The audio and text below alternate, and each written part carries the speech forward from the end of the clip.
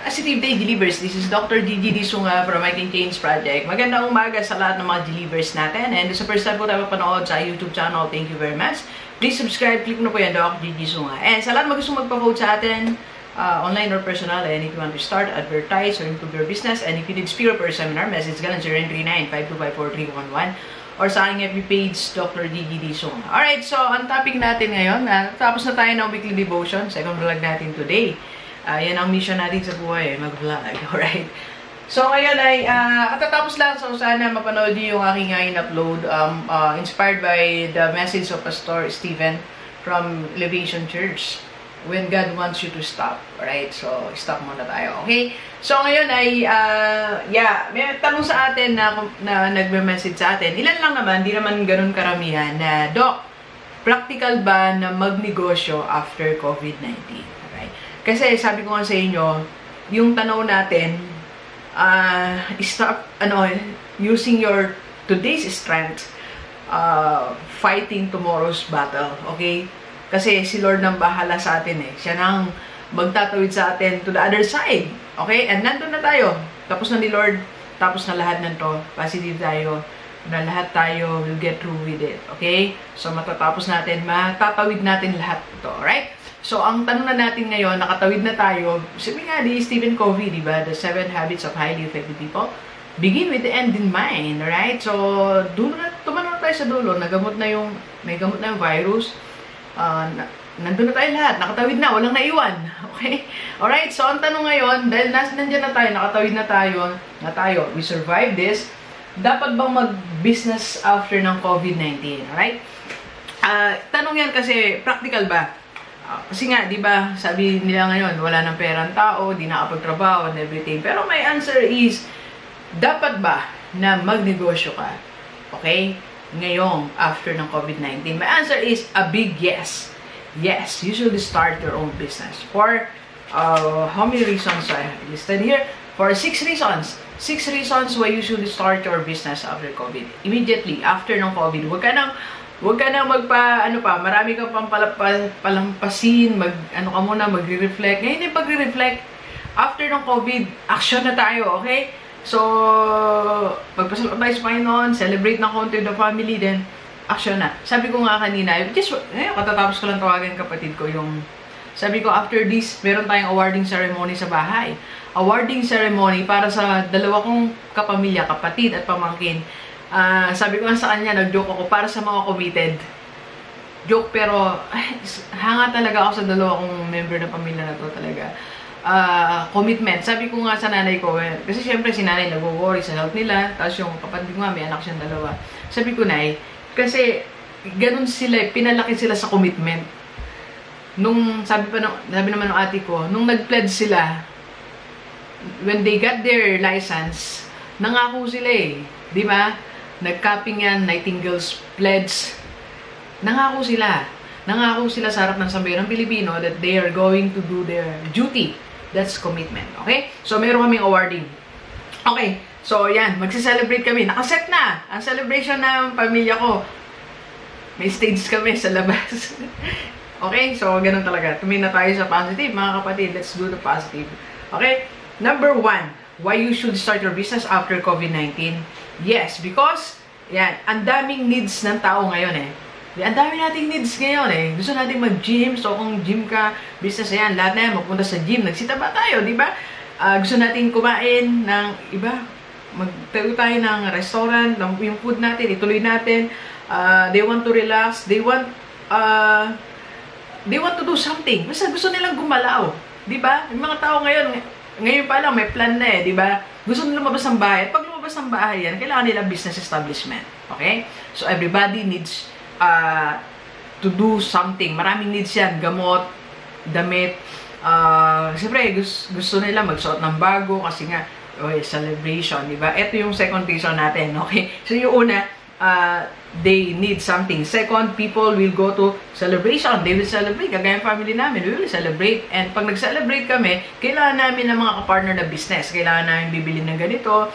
Kailangan namin ng ganito. So, nangailangan kami ng negosyo that will respond to our needs. Alright? So, yan yung second reason. Okay? And, third third reason why you should start your business after COVID-19 is they want something new, something innovative, di ba? Something new. So if you are conceptualizing business idea right now or business plan, okay? So isipin mo na, ano ba yung bago mo offer ko ngayon, di ba? Ngayon nga, di ba, may kumakalat sa FB yung coffee na nilagyan nila ng ibang klase ng coffee. Baka ngayon, dahil sobrang sabik ang tao sa coffee, mag-innovate ka ng coffee. Milk tea, sobrang sabik ng mga teenager na ngayon sa milk tea, mag-innovate ka ng milk tea. Diba? So, something like that. They need innovation eh. So, introduce mo yun yung bago. Pupuntahan nila yan. Pupuntahan nila for sure. Pupuntahan nila ng mga, ng mga tao yan. Okay? Next, reason, okay? Less cost ka ngayon. Kasi, nag-search din naman ako, nag-research tayo. So, according to some study, mas mura yung mga items ngayon, mga raw materials, for some reasons. Basta mura siya ngayon. So, if you need raw materials, mas mababa ngayon. Yan ang analysis ng mga experts, okay? Alright, so, ano pa? Another reason is less competition. Okay? Less competition sa business mo. Siguro iba, parang magpapahinga muna siguro sila, hindi sila magbi-business. Medyo kasi ngayon, may iba natatakot sila eh. Yung iba, di ba, yung mga negosyo ngayon na nagsara muna sila eh. Di ba? So, nag-isip muna sila niyan. Ang isip nila niyan, itutuloy ko ba to? O ano gagawin ko sa negosyo ko? Okay? So, hindi mo na sila magbubukas. Yung iba naman na natatakot na mag-venture into business. So, anong gagawin nila sa, sa tawag nito, pera nila? Ito ba, isa-save ko, invest ko, pang-negosyo ko ba? Yung iba, invest na lang. Yung iba, tinago na lang nila. Hindi na sila business. Iba naman, they want to go to business pero wala silang enough capital.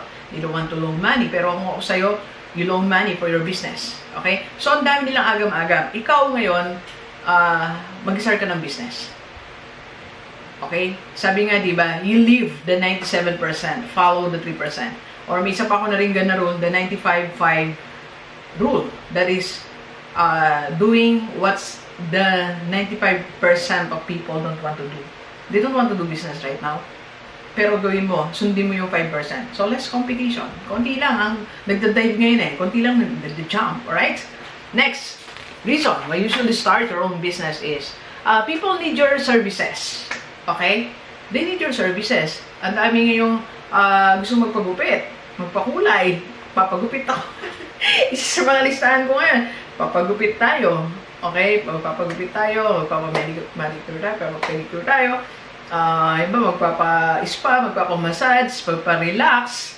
Diba? Iba naman yung kotse siguro papaayos. So, ang dami na kailangan ng services. Okay? And if you are into kung e-course naman or e-products yung mo, marami din gustong bumili niya kasi they want to start something new nga. Diba? So, kaya nga tayo, nag-venture na tayo into e-courses. By the way, dalawa na yung nasa lineup natin. Dami na natin nasa lineup na e-course. No? Ang possible siguro ngayon na ginagawa natin, okay na yung script is, how to start a social media, scalable business. Yung social media natin, okay pa rin naman yun. Timing lang tayo. Konti lang na timing, okay? And if you are a social media manager, social media manager agency, businesses need you. Okay? Kasi kailangan nila ngayon ng marketing ng business nila. So, marami. Depends kasi yan sa yung sa gusto mong paglingkod. Okay? So, basta ang sinasabi ko ngayon sa'yo, maraming needs ang tao ngayon. Even other businesses need your business. Alright? And last reason why you should start your own business after COVID-19 is you are very much motivated now. Diba? The mere fact na naisip mo ngayon, mag-business na ako, hindi. Yung business na pumasok siya sa isipan mo, there is motivation within you. I'm sure na-motivate ka with what had happened. Diba? Na-realize mo na hindi pala sapat yung